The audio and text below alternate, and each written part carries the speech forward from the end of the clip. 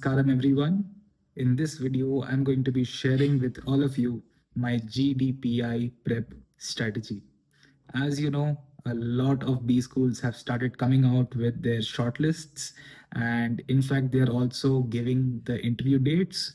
So, the whole lot of the CAT community or the ZAT, SNAP, MBA community are in a state of panic at the moment. Everybody is stressing over how will their interviews go. So this is the time for GDPI or interview preparation. So this is what I'm doing. Firstly, let me talk about speaking and communicating properly, because I feel that is the biggest thing that is going to affect how the interviewers feel about you. If your first impression or your body language or your speaking abilities are not good, there's a high chance that they will not select you. That is what I feel. That is the reason I've started preparing, and I've started preparing myself for speaking well during the interviews. The first thing is to not say ums and ahs.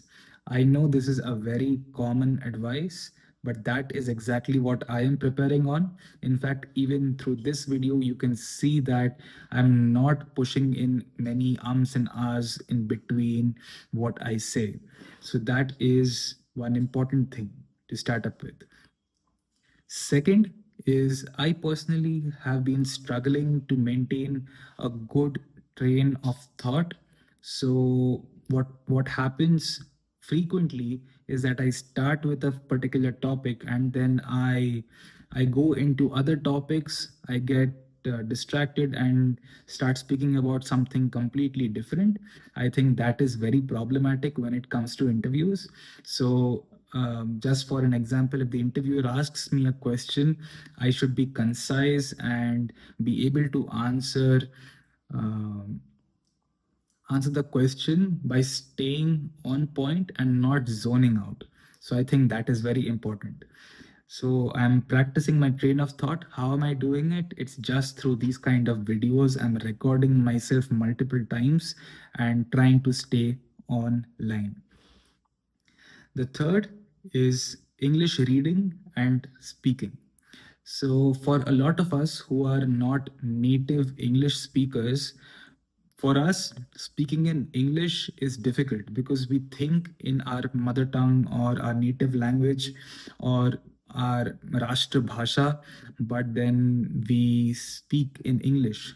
So, in that translation from our own language to English, there's some time that goes into it. So not only does our train of thought become slow, it also becomes very incoherent.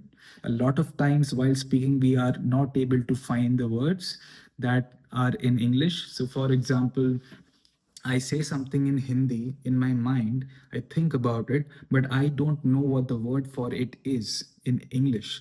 So I have to stop the conversation there and there, and I have to think about what is that particular word and then come up with something.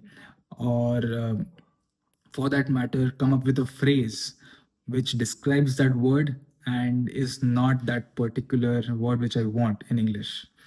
So that is important. That is the reason I'm reading a lot of story books like Sherlock Holmes, very simple books. And I'm also reading some non-fiction books on psychology. So that is just because I love reading about it. You can choose your book, your genre, and read about something in English. The fourth thing is domain specific reading. So this is about which domain you are preparing for. In my case, I'm preparing for the marketing domain. I am going to talk about marketing and consulting. So I'm going to be reading a lot of topics in these two segments or domains. The reason being, in that interview, when the interviewer will ask me about questions from these domains, I need to know how to answer them with jargons from those domains. So I'm reading up a lot on them. So you can too. Fifth is current affairs. I believe not a lot of institutes ask about current affairs, but some do. For those institutes, you need to prepare current affairs, and I think there's no round way to it, or there's no way to skip it.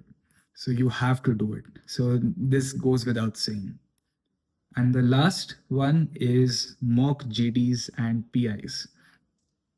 When it comes to interviews, I think that if we do not give mock GDs or PIs, it's very similar to CAT or ZAT mocks, which we gave before the CAT or ZAT exams. So we need to give mocks to have a good prep strategy, a good preparation for the actual D-Day of the interview. So that is the reason I'm preparing with mock GDs and PIs as well. Personally, I have taken the course of GD or what PI preparation from iQuanta. You can choose the institute of your choice and give the mock GDs and PIs to prepare yourself for the D-Day of the interview.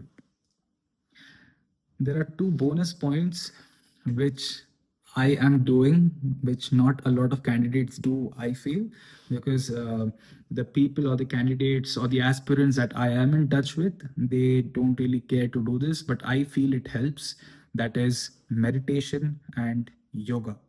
I feel these are two things which will help me calm my mind so that when I sit in a pressure situation during the interview, when I'm being bombarded by questions from two or three panelists, I will have a calm mind and I'll be able to answer those questions with a lot more confidence and calmness than if I do not. Uh, than in the other case where I do not do meditation or yoga. I believe this is going to help and pay off when it comes to the final D-Day of the interview. So that is all that I am doing for my GDPI preparation. If you're doing something different and you want to recommend me something, please do that in the comments. If you believe that this strategy is helping you, you can comment something or like this video or something. But for now, this is the video. Bye bye and see you later.